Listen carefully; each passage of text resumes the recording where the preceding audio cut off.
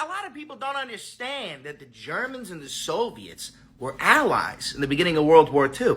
See, it's usually clouded by the fact, like battles like Stalingrad or the Battle of Berlin. People forget that the Germans and Soviets, they were on the same fucking team. Evil Mustache Man and Joseph Stalin, they were pretty close buddies before the war got too hot. I mean, here's the thing. They never trusted each other, okay? Because somebody like Stalin and somebody like Evil Mustache Man are two sides of the same coin. They both knew that they were about to do some fucked up shit, and they both knew that the other was going to end up in their way. However, they had a non-aggression pact. You see, the Soviets and the Germans, they invaded Poland together.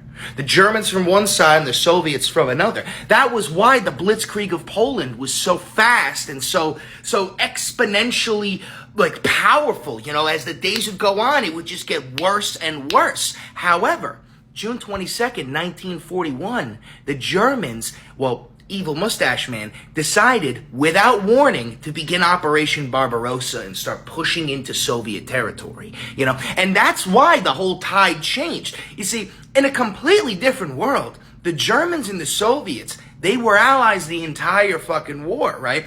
And that's a scary fucking premise, especially when you consider the fact that the Soviets took out 90% of all the German casualties in World War II. The Soviets were the ones carrying the brunt of the battle when it comes to the Eastern Front, the European theater, right? It's a completely different experience. If you combine those two forces together, no one knows what could have possibly fucking happened. But this is a prime example of Evil Mustache Man's ideology coming back to bite him in the ass. You see, Evil Mustache Man didn't consider Soviet or Slavic people to be pure, right? So he only saw the Soviets as a tool that he could use to get to the end goal. Whereas if he utilized them properly, if he didn't care so much about his ideology, but rather actually winning the war, those two nations allied together till the bitter end would have been nearly fucking impossible to beat.